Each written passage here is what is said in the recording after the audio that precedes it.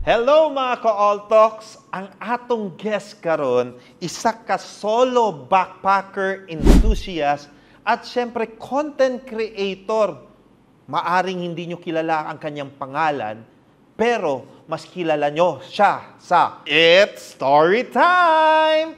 Well, kasama natin ngayon si Laking Davao, walang iba kundi si Kokoy Mantawil. Hello Sir Rovic, and thank you so much sa pag-invite sa ako dire sa inyo ang talk show. Yes, okay. Sa atong Vibecast na ginatawag Yes, nato, oo. Koy. Koy, nalipay ko, Koy, actually, nani yes ka sa interview nani. Yes. Kay isa ko nimo ka-follower and nalipay ko kay abi na ko mudili ka sa imong kabisi na schedule ba. But isa lang Dili po ka-message. kayo. Isa lang ka-message ni Oka and nalipay kog samot na nagstorya ta and we found out na related di ay ta. Maugat.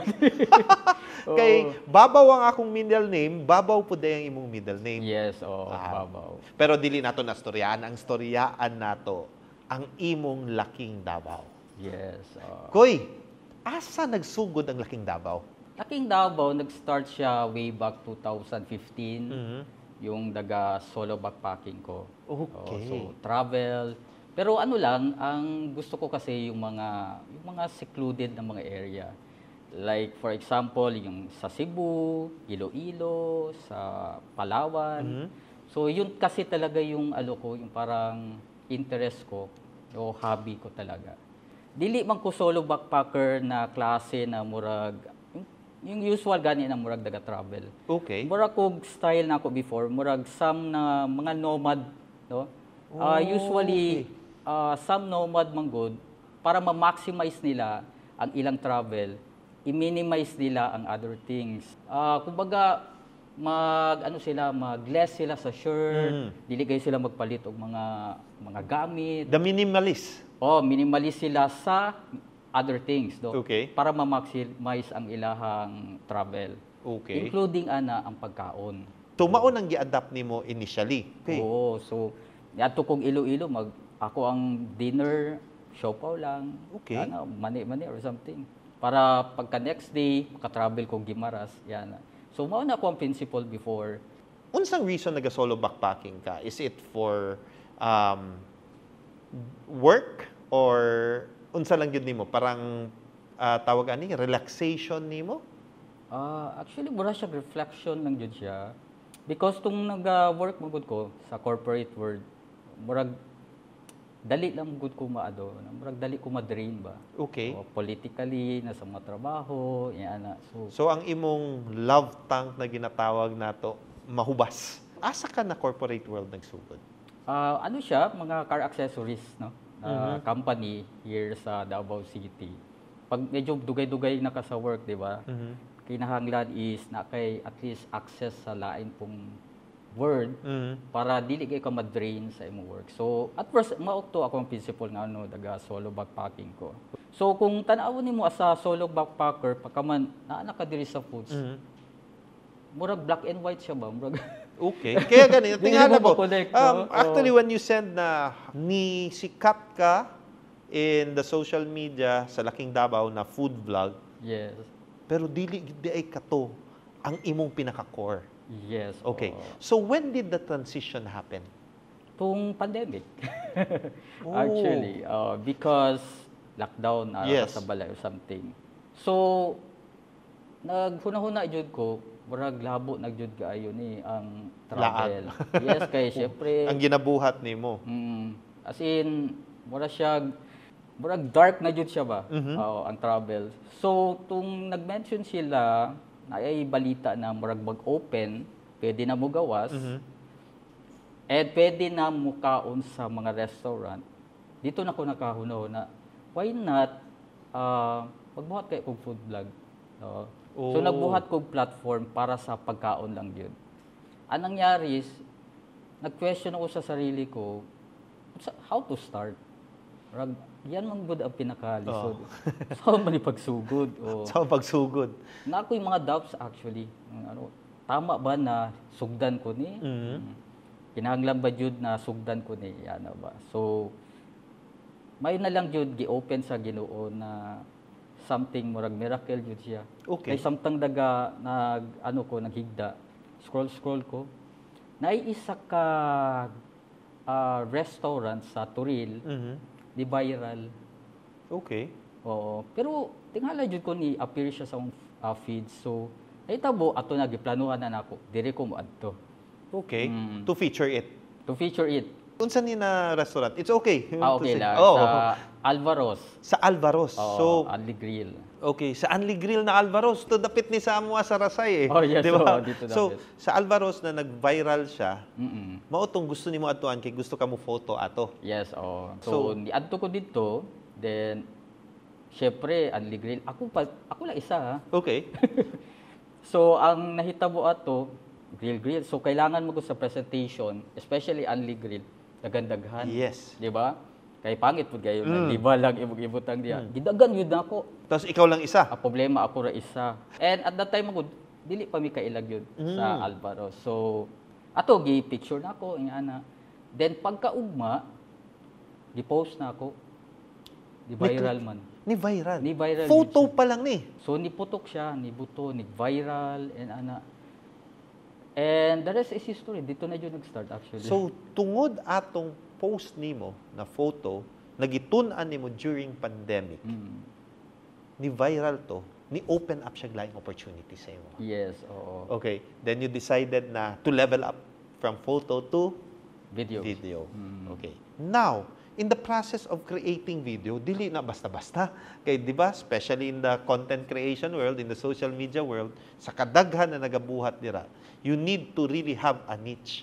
Ug ang nitatak yun sa imo ang It's Story Time! Story time! Kinsa naguna-una ana? Asa na gikan? Kung tanaw nimo ang mga first video nako sa TikTok, dili man story time jud ang tagline. So, pero ang manggod style of vlogging is fusion siya between When in Davao and Davao Food Vlog. Ana ko, why not na ako'y dapat na mutatak gani sa kuha na murag word na mao jud ang ma-memorize jud sa mga tao. So ato story time akong nahunulaan. It's Story oo. Time! Tapos sabayan pa yun dito sa Davao. Di ba ganyan? Ito lively ba kung Yes, kumbaga. and it's very nice. And considering na actually, dili ka makita nagastorya sa camera. Di ba, when you started, likod lang nimo, nakakalo, Tama. pero voice over, di ba, mauna siya. Kaya ako, follower man yun ko nimo, malingaw man yun ko. Actually, sir, no, maulaw jud ko sa magpakita jud og face kay murag dili mo gud ko photogenic gud actually. Di naman ako, di mo ta photogenic. Pero as time goes by, mahimo na tang photogenic. Murag na ano na ako ba murag na okay na siguro ni akong dagway siguro. Pero sa sugod maulaw ko. Pero tong sa laking Davao napugos ko na ipakita jud akong na because very important magud na imong face sa sa video. So in other words, na-develop. Yes. Tama. So, ngayon, ang next kong tanong, ito na yung laking Davao ngayon and you're all over the place and yun yung gusto mo. Ano yung inspiration mo? Bakit hindi ka napapagod o di ka kapuyon, sigig suroy-suroy? Before Manggod, Laking Davao is ang gina-feature niya actually dili Davao City. Majority sa iyang mga posts is outside Davao City. And na-realize na ako, sa Iloilo, nagabaklay ko. Mga 5 kilometers, ginabaklay na ako. Ang Boracay, Station 1 to Station 3, gibaklay na Lakong yun ako. mo. Ganahan yun kamulaag lang. Baklay jud, ganahan jud ko magbaklay kay pag magbaklay magud ko no, namang uban na moadto sa isa ka place kay gusto nila makita ang tourist spot. Pero ang kuwang style magud, moadto ko sa place, baklayon ako ilang syudad and gusto na ko ma-absorb ang spirit gani sa community dito. Kung unsa ilang ginakaon, malingaw ko ba unsa ilang language, ang mga tricycle unsa murag detail gay ko sa mga tricycle nila. Ay lahi ra ng tricycle nila dire. Sa ato parang ganyan. Murag ana ba? Okay. Kumbaga yung culture sa isa ka place, ma-absorb na ako siya murag lami akong feeling ba. So lakon yun na nimo. Yes, baklay yun ako. Dili ko kapuyon actually na magbaklay. Lahi Because love man gud ako na ma-absorb ang spirit sa isa ka lugar. Do you think na maupod to ang reason that's why Laking Davao is what it is right now?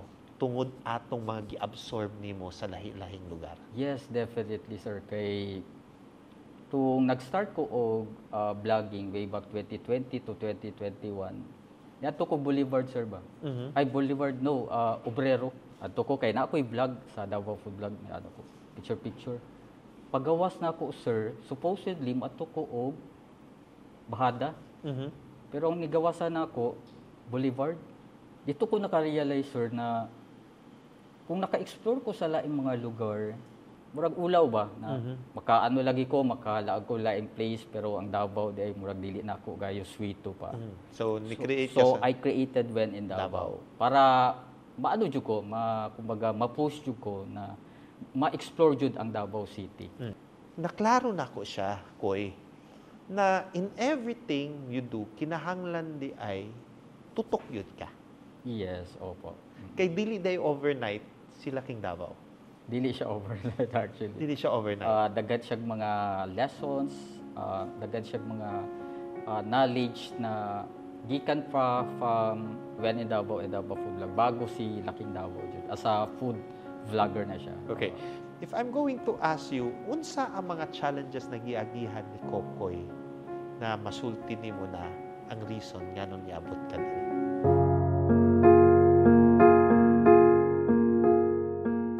All Talks of Life would like to thank Cacao Culture, Spread Love for Philippine Chocolates, Ken Howell Multimedia Services, Cool Smiles Dental Clinic, Changing Smiles, Changing Lives, and Vibe Multimedia.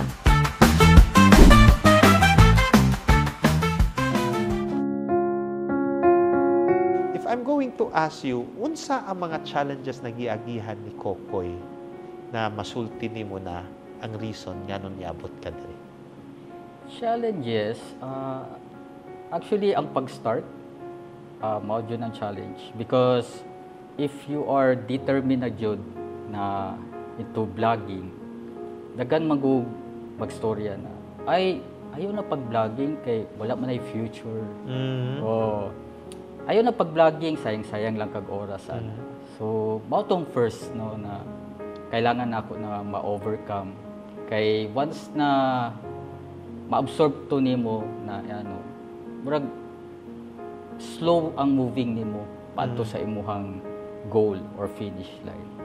Nangutan ako, ngano sa tanang pwede nimong profession na pilian? Vlogging man ang imong ipili. Passion jud ako, sir, ang vlogging. Oo. Okay. Even tung nag-start pa ko tung yung nag-travel pa ko way back 2019, maka adto ko lain-laing place like South Cotabato, Kidapawan. Murag ang joy jud sa akong heart gani, sir, mo overflow jud siya. The overflowing na nakita nimo sa imong mga mata, gusto nimo i-share. Yes, oo. Pero naamanggoy mga tao na mo adtog laing lugar for keeps. Sa imuha, murabag what you see and enjoy around you during that time, you wanted to share it. Yes. Nga naman, unsa ang values, character ni Kokoy nagikadak-an?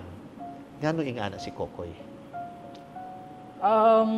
Actually, ako, murag ano lang jud ko sa balay ng murag kay na ako'y time na introvert ko, ako'y time na extrovert ko. Ambivert na gid eh. Pero makuha mo gud nako siya, sir. Pag very clear ang akong goal, sir, na ano. So kabalo ko sa akong kapasidad, sir, ba na kung na ako'y gusto na buhaton and ma-achieve, mabuhat nako na siya. Ana pud ang advantage sa ako ano. Kay observant pagod kapag introvert murag ang focal point mo very sharp. Yes. Dito magsugod. Dito Sugod ka pagka-introvert, then you shift into extrovert once you are executing. Nindot, no? Oo. So, nauna gid si introvert. Then nahimong adaptive na si extrovert. Asa man nagikan? Kinsa naa kay tao na nakita, naa kay na inspirasyon na gisundugan nimo or it just came into you? Wala mo ko nagdako sa akong father.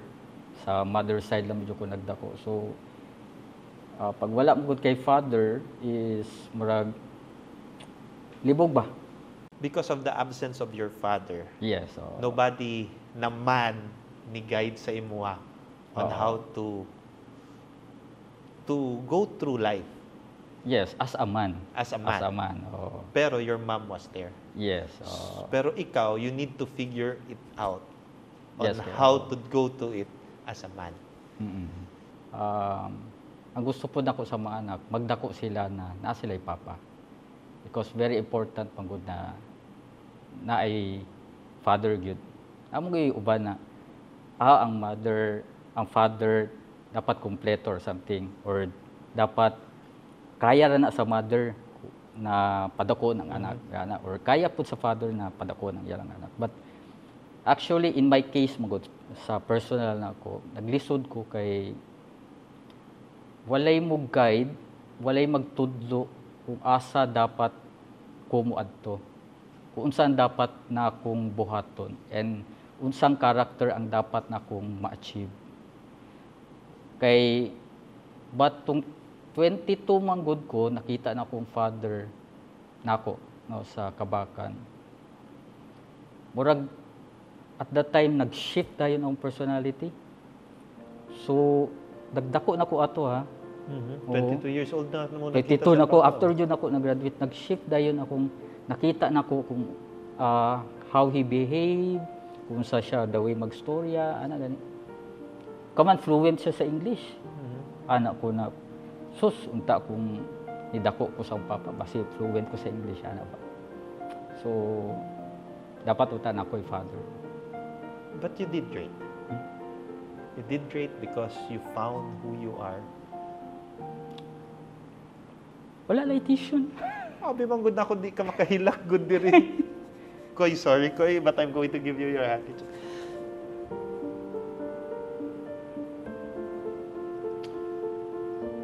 And that's your inspiration right now in putting up your family, in doing the things. Mm-mm. Now I understand why colorful kayo ang Laking Davao Koy. Mao jud. Kay pangit ra ba jud ko muhila kay tuloy-tuloy. I was just trying to check kasi kay introvert ka eh. Very hilong manggug kaayo ka. I was trying to check kung asa gikan si Laking Davao. Then I realized that's why it's very colorful because gibutang yun nimo ang kasing-kasing mo in finding yourself. Mm-mm. Nakaroon ko eh, kung naa kay tulo ka life lessons na giagihan nimo, unsa ang 3 lessons na pwede nimo i-share sa mga viewers nato, sa mga nagatan-aw nato na ma-inspire sila that maski na wala sila amahan, maski na challenges sa kinabuhi, they could find themselves. Na-realize mo ko personally siya, sir, no? I'm a type of person na ganahan ko sa akong comfort zone, gani, sir. Magtuyok-tuyok lang ko, ana, sir. Ipasabot, ana, sir, ba, na wala na ako daga-explore og lain or something. Very comfortable kayo ko sa zone ako. But actually, for me, sir, personally, brag, negative siya in a way, kay dili nimo magawas ang imong potential as a person and as a father sa imong family. Kung naala ka sa yes, sir. So kailangan, sir, is na kay goal setting or race track, no. Mao na akong ginabuhat, sir. So the 3 lessons, sir, is the process para ma-adto nimo. The first is just do it lang. Just do it. Buhata lang yun.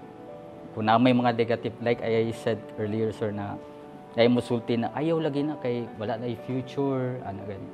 Ayaw na buhata kay dili sayang ang oras.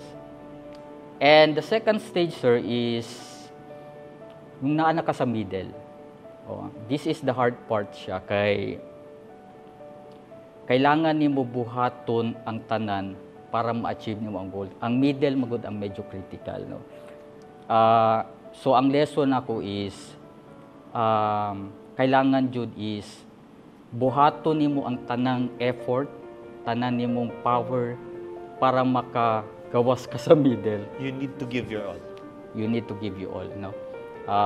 Diha magud mo gawas ang mga challenges, sir, no, ng mga negative criticism, yan, ng mga maski wala kay gibuhat sa laing tao, nagyapon sila masulti, wala mo koy gibuhat, igura mo ko nag-vlog ni ana gani.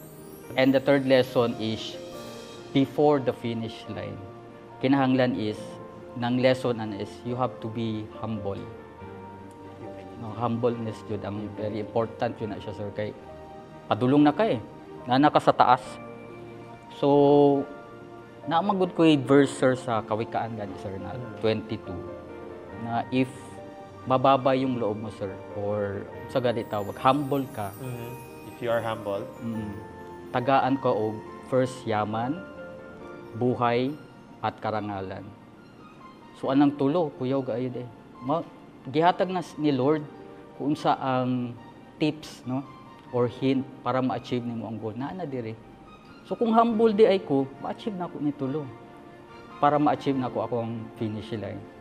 And it very effective yan na siya, sir, na kung humble ka gani bababa imong loob, not necessarily external but internal. Oo, it's more on the internal. yes, ang perception nimo sa matag tao. So ako, sir, dagatan-aw ko sa mga tao, wala ko dagatan-aw sa status. Asa, ni ana, taas, wala ko dagatan-aw. Kung makita nila, sir, is ang ako ang approach sa ila, the same lang jud. Saan mo makita si Laking Davao in the next 5 years? I think siguro very important magud sa vlogging, sir, is what we call innovation. So, mao jud na akong gina-update how to innovate Laking Davao. Maybe in the future, either magmo-moto vlog, either ta-travel na sa mga iba't ibang places sa Mindanao, Visayas, and Luzon. Yan. Maybe mga ganong klaseng. But you will innovate. Definitely, sir. You won't stay in your comfort zone. Opo. But your heart will stay as humble as you can. Very important. Koy, alam kong tumatak na yung it's story time. Halos lahat. Pag yun ang salita, ang nare-remember nila, walang iba kundi si Laking Davao. How do you want to be remembered? For Davaoenos, gusto lang akong ma-remember na the walking yellow page sa Davao. Kasi yung yellow page before, mao man ang atong guide, di ba? Kung moadto ka o gusto nimo na halimbawa mga services, gusto nimo mga things, mura siya Amazon pod, no? Mao na siya ang ultimate guide para ma-connect ka sa other places. Yan. So, ana pod ang ako ang gustong mahitabo kay Laking Davao na pag halimbawa taga Davao ka or mo bisita ka sa Davao, gusto nako mukaon og Unli buffet. Asa man ako ni makita, check nako si Laking Davao. Asa ang mga barato ng mga ukay-ukayan, i-check nako si Laking Davao. So definitely mura jud siya yellow page ng guide ninyo diri sa Davao. Not only in Davao City, sa buong Davao region. Wow. Koy, thank you sa iyong heart for really giving value sa ating minamahal na city. Thank you because you found yourself, and with that, you gave out lessons that even others are lost. Pangitaon lang nilang kaugalingon nila. Ug pag makita na nila, they need to do it. They need to do what they need to do. They need to give their all, and they need to stay humble. Koy, Laking Davao, it's story time. Thank you for being part of All Talks of Life. Thank you so much, sir.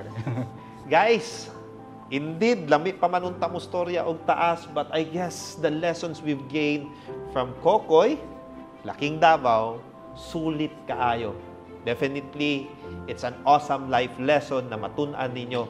So do follow his vlog, Laking Davao, share it. At this is how we end. It's story time. Goodbye!